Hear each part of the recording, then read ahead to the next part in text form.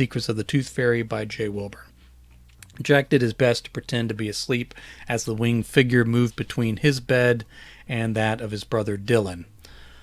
He wanted to believe this was their father or mother wearing some kind of costume, but the proportions were all wrong, and his parents were not practical jokers. This eliminated any question that the Tooth Fairy wasn't real. Jack wished Dylan had never talked him into staying up to catch her in the act. As Jack dared to peek through his slitted eyelids, he saw his brother's eyes were wide open with fear. Dylan needed to start acting like he was asleep if he didn't want to be discovered by this creature. The fear in his brother's eyes unsettled Jack. Dylan was only 8, but he was a full 13 months. Dylan was only 8, but he was a full 13 months older than Jack, so he was supposed to be the brave one. Jack kept his breathing slow and steady. He made sure to make a little noise with his nose. That always convinced his parents he was asleep. He watched as the figure of the Tooth Fairy knelt beside his bed. She had a smell to her.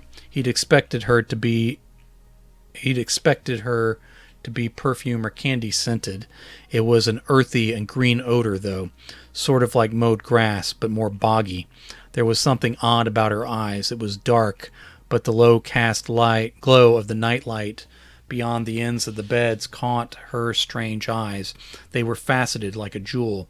Later, after it was too late, Jack would think they were compounded eyes like those of an insect, but in this humanoid creature's face.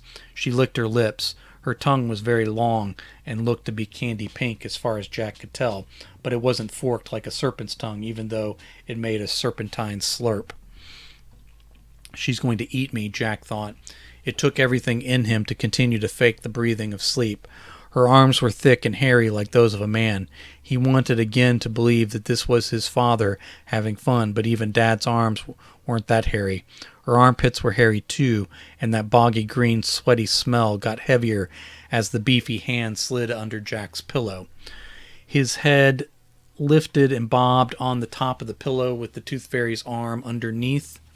This made zero sense. Even if this really was her, how could any kid stay asleep if this was how she extracted the loose teeth? Jack just wanted it all to be over. The arm came back out, dropping his head back down roughly. Jack paused in his breathing, but then resumed. She held the small tooth high up in the air to catch the light where she still knelt. The tooth had a deep hole in the bottom. A spot of brown, dried blood remained there. Jack remembered that even though the light wasn't bright enough for him, Jack remembered that fact. I think this is a confusing thing here. Jack remembered that fact even though the light wasn't bright enough for him to see it now. He seemed... No, let's say detail instead of fact, sorry. I know this is supposed to be a reading, but I'm trying to fix it. He seemed satisfied with the offering and dropped the tooth into a sparkling pink bag over her shoulder. She fished about in a pouch on her belt and jingled to the jingle of coins. Jack usually got dollars for his teeth now, but he wasn't about to start complaining. It occurred to him for the first time that the person in this strange costume with thick hairy arms and hairy armpits might be some strange man sneaking into their room. How would a stranger know about a missing tooth? His parents were on Facebook, but Dad mostly just argued politics, and Mom just shared her daily Wordle scores and invited people to play Candy Crush so she could get more lives. Besides this hairy tooth fairy had big boobs under her striped dress. The hairy fairy breathed out in Jack's face. I'm going to change that to hairy fairy. That's funny.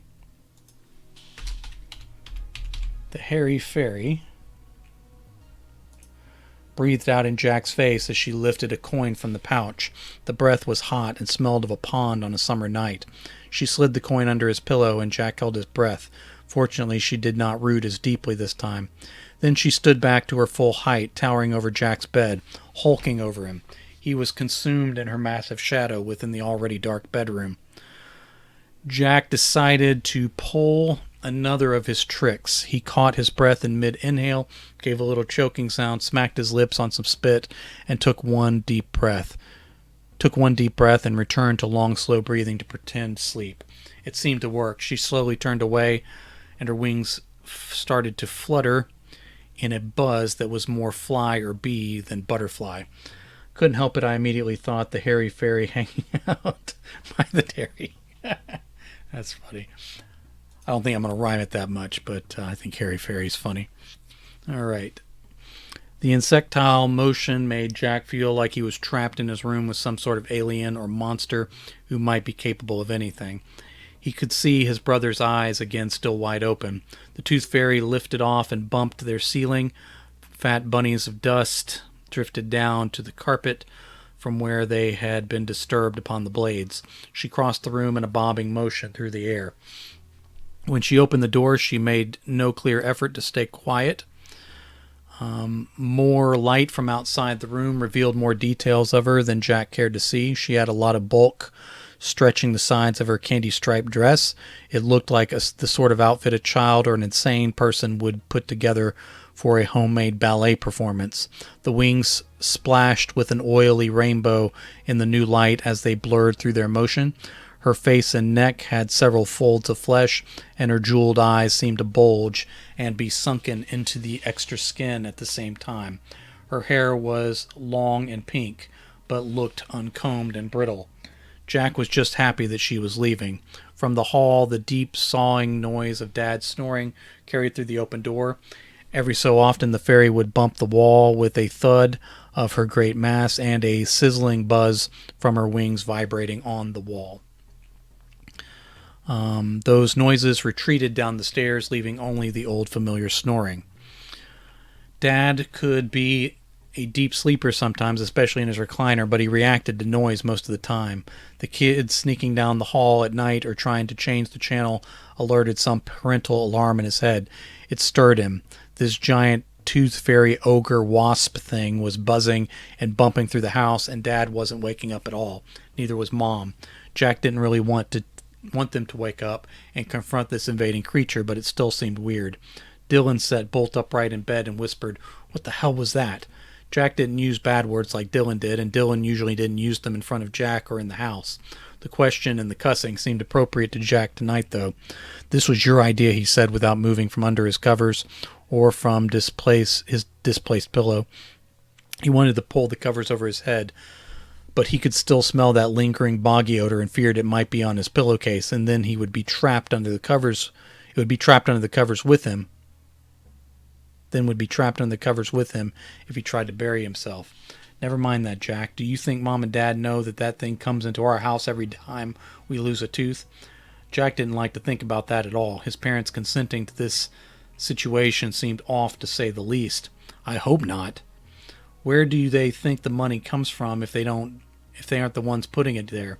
Jack tried to swallow a couple times, but his throat was too dry.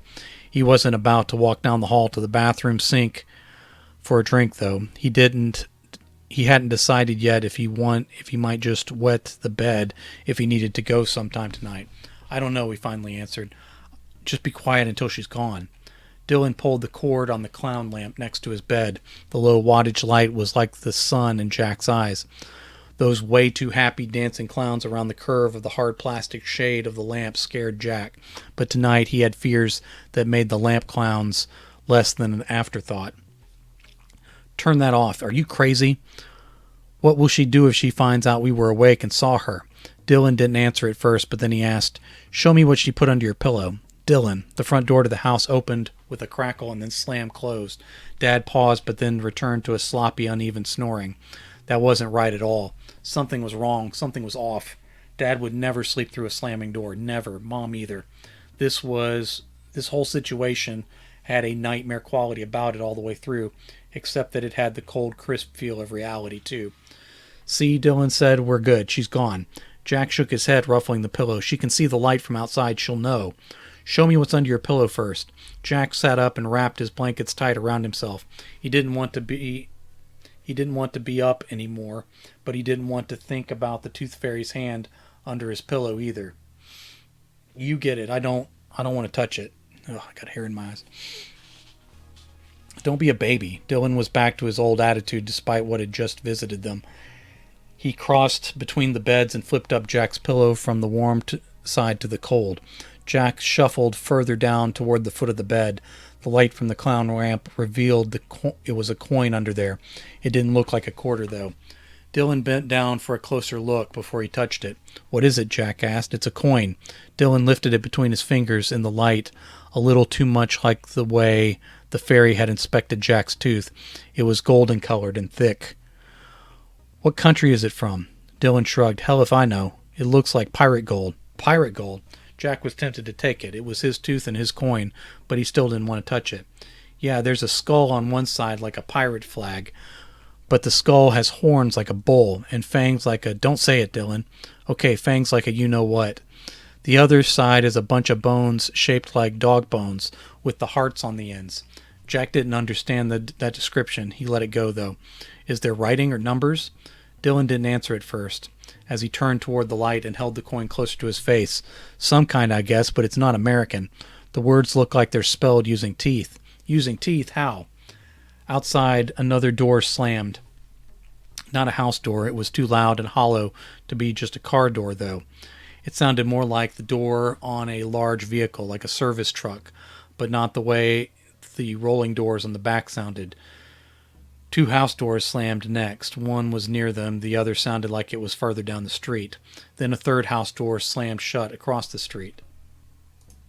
Still, Dad stayed asleep. Not like him at all. Car doors outside at night would always have him up and at the window trying to figure out what was going on. Jack decided she must have done something to his parents. If she put magic sleeping dust on them, why not on Jack and his brother too? Dylan and Jack met eyes. Jack shook his head and cowered into his blankets. Dylan set the coin on his side table under the direct light of with a sturdy click, and then moved to the window. "Dylan, don't. Shut up, I want to see." Jack shed his blankets and reached for the light, averting his eyes from the coin under it. It took him 2 tries, but he got the light turned off. "What are you doing, Jack? Turn that back." "Never mind, I can see better without it." "Holy crap." Jack hated to do it, but he found himself padding across their room in bare feet to stand at his older brother's side in the window. Jack felt but didn't really register the dust bunnies that had fallen from the fan, now twining in between his toes. Outside was a truck. It was like an ice cream truck, but double-deckered, like a bus from England. It almost seemed too tall to pass under the power lines, but there it was in the center of the neighborhood street, just a couple doors shy of their driveway. The sides were painted in splotches of pink and orange. Darker accents looked to Jack like splashes of blood on the sides. The engine was running in a low grumble, and the vehicle shuddered from side to side every few seconds. Some dark shape was behind the wheel. All through the yards and street, winged creatures passed back and forth between houses and the vehicle. Dylan shook his head. "What is that? The Tooth Fairy bus?" Jack tried again to swallow and failed. "What are they doing here? Everyone can't have lost teeth today, can they, Dylan?" Dylan shrugged. "I don't know. Not all those houses have children in them." A cluster of tooth fairies, all wearing different colors, all with different dresses on, different wild hair colors, all large with extra folds of skin, gathered in the street, bathed in the headlights of the vehicle. They were sharing something, looking between them, passing things around. "What do they got?" Jack asked. He glanced over at the dark table, knowing that the coin was there. Not a quarter, not American money, not anything like what they'd been given for past teeth. Tonight was different. "Teeth," Dylan said. "What?" Jack turned his attention out and down to the tooth fairy meeting in the street. "They're looking at teeth." One of the fairies held up something too large to be a tooth. It was curved in pink. "What is that?" Dylan swallowed loud enough for Jack to hear the click in his brother's throat beside him. "Looks like someone's false teeth. I hope they're false teeth." Jack shook his head. "What else could they be? They look a little bloody from up here." Dad continued to snore behind them as the screaming started out there. A few lights went on down the street. The cries came from inside some of the houses. One voice was an adult woman. Another scream from a closer house was not. The fairies seemed unfazed by this as they separated. A few of them flew into the opening on top of the tall vehicle. Others moved to the houses further down, opening and closing doors loudly with no stealth. "What are they? Dylan, is that real?" A fairy flew out of the open door from a house with one of the screamers. Jack swore the fairy had a severed head held by the hair. The fairy hovered over the opening in the vehicle's roof. The creature made a fist and punched the mouth of the head over and over. Teeth fell like rain until the fairy cast the head away into the bushes across the street. Dylan, did you see? Just be quiet. I saw it. Just be quiet. Glass shattered out there somewhere. 2 more fairies flew through the open door of one of the neighbors' houses, and the screaming stopped. A moment later, they flew back out with handfuls of teeth. Across the street, all the lights went on, and the front door flung open. Jack started. I know who it is. A fairy with green hair carried out Kathy's limp body, wearing a pair of flannel pajamas. Kathy was in middle school. Jack couldn't remember if she'd lost all her teeth yet or not. Her mouth didn't look good as they passed under the street light. Kathy's parents ran out after the kidnapping fairy. Her dad had a baseball bat. Kathy's mom held a phone to her ear and cried out in a garble of syllables that didn't sound like words. Jack said, "We need to call the cops." "I think she already is." Kathy's dad caught up with the green-haired fairy.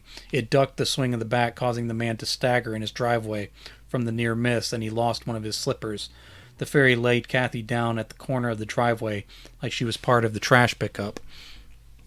Her father came in for another swing, but the fairy caught the bat with one hand and lifted the man by his throat in her other fist. Kathy's father showed no fear as he struggled in the air, just eye-bulging anger. Why was Kathy's dad still awake, but their dad wasn't? She flew the man back into the bushes before the fairy dropped him out of sight on his back and went to work with the bat. Kathy's mom screamed louder. A fairy with purple hair flew up out of the vehicle and dove toward their porch. The mom dropped her phone and ran inside. She tried to close the door, but the purple-haired fairy forced her way in, and they disappeared inside.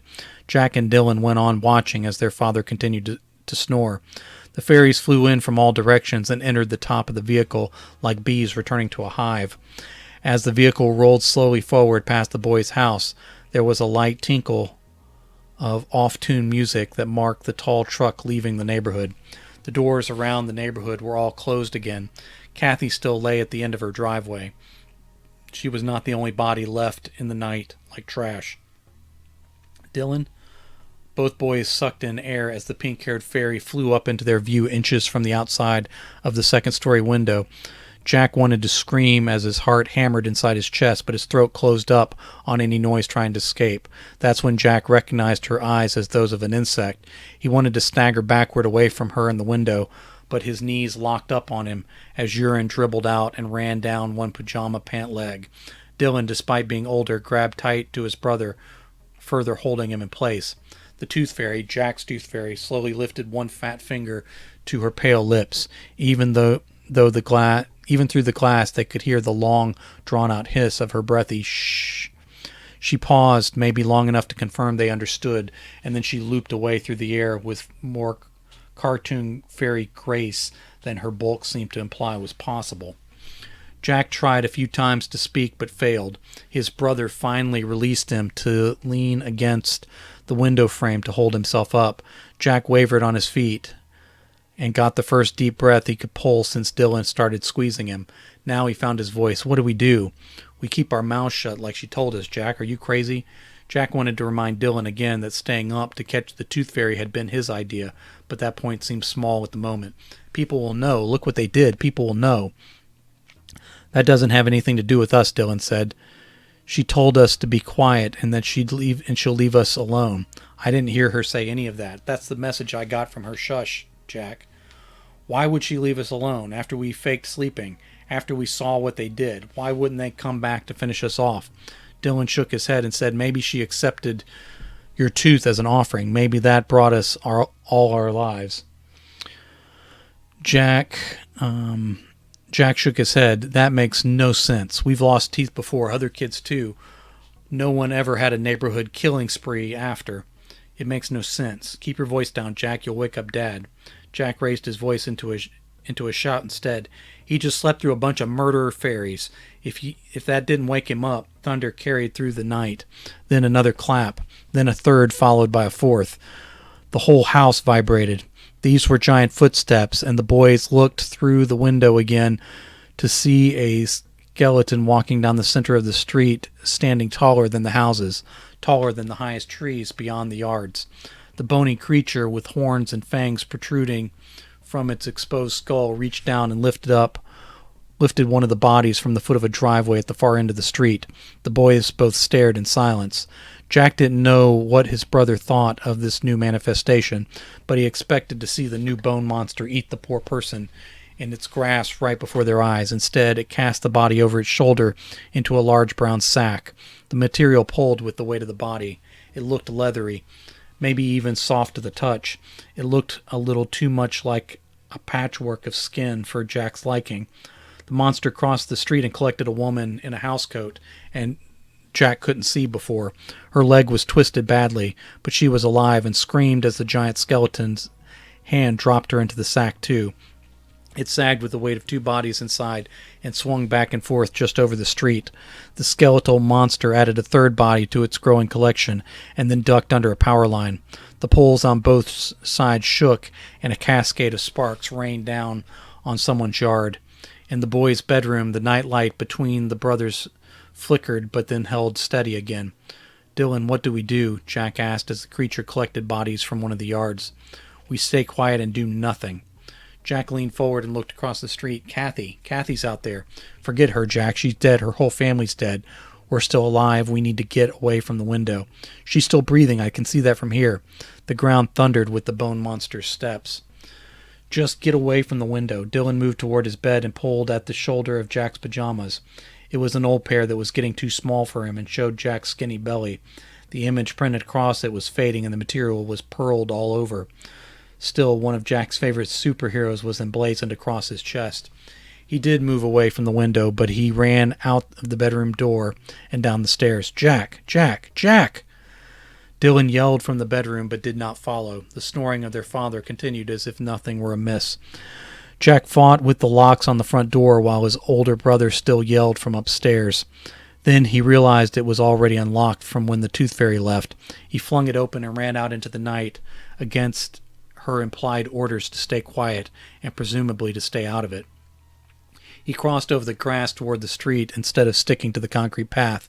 The grass was already damp with dew, and he stepped on something sharp, maybe a prickly gumball from one of the sweet gum trees in the front yard. Jack hissed and hobbled, but continued running. His bare feet slapped against the asphalt as he crossed to where Kathy lay on the end of her driveway. More glass shattered in the direction of the monster. Something crunched. It sounded like metal, maybe a car. Jack shook Kathy by her shoulders and whispered into her face, wake up, Kathy. We have to go. It's dangerous. Please, wake up and come with me right now." Her mouth was a bloody, misshapen mess. Pink bubbles rose from her split lips and burst each time she exhaled a sour breath. Jack turned his face away and saw what was left of her father in the grass that had turned almost purple around his body. He shut his eyes tight and breathed through his mouth, waiting for the sick shock to pass. The ground boomed again, and Jack looked up the street to see the bony Goliath grabbing up the discarded bodies of his neighbors from their driveways. The skin sack behind its back was getting heavy. Jack watched Mr. Felser fall into the sack next. Felser was a policeman. How could the monster be able to do something like that to the police? Jack circled around and got his hands under Kathy's arms. He tried to heave her up, but her awkward dead weight was too much for him. He just managed to get his lap under her head before he dropped her again. "Kathy, please wake up, or we're both going to die." He didn't know that for a fact. There was no telling where the giant skeleton might take them. No telling what he might do that would make dying a better option. He seemed to be connected to those violent tooth fairies. Maybe this was their master, maybe their god. The teeth might be offerings to him. The fairies could take the teeth, but something that big might want the rest of the bones. The bone god drew closer, collecting every single body left out in the neighborhood for him and his giant sack. Jack took in a breath to beg Kathy back into consciousness, but the words died inside him as he glanced the other way and saw the pink-haired fairy floating above the street not far away. She had her hairy arms crossed, and in the stark glow of the streetlights he could see that all that hair on her bulky body was pink too. Jack showed his teeth without realizing it, including the gap for the one he just lost that she took in exchange for a coin and the lives of everyone else on the street. He found his voice again. "You're not the boss of me. Go to hell." Whether she accepted his declaration or not, she remained bobbing in the air without advancing or retreating. Jack struggled to pull Kathy up and turn her body as he tried to drag her across the street before the Bone God had a chance to pass the last few houses. Dylan ran up beside Jack on the other side of Kathy. He folded one of her arms over his shoulder and said, "Come on, Jack, let's go, hurry." They half carried and half dragged Kathy across the street and up into their yard in awkward fits and bursts of motion. Both boys were huffing and puffing, but they kept going. Dylan let out a little squeak. Jack assumed his brother had spotted the fairy watching them because Dylan had held up his rude middle finger at her as they approached the steps to their house. The Bone God let out a low, deep growl. Then the thunder of his steps sped up. Jack afforded one short glance over his shoulder as they started to negotiate the steps. The Bone God kicked the back of the next-door neighbor's car. The tail lights shattered, and the bent trunk popped open. That same foot tore through and uprooted the hedges between their yards. Its next step clipped their mailbox with a hollow pong noise. The pole shifted askew only a few inches, and the mailbox itself stayed firmly on its perch. Their dad did not mess around when he put something up. He built things to last. The Bone God actually tripped and scraped its knees over the driveway in two long, chalky lines. It leaned forward and reached for the brothers and Kathy. Jack skinned the top of his big toe as he almost missed the top step.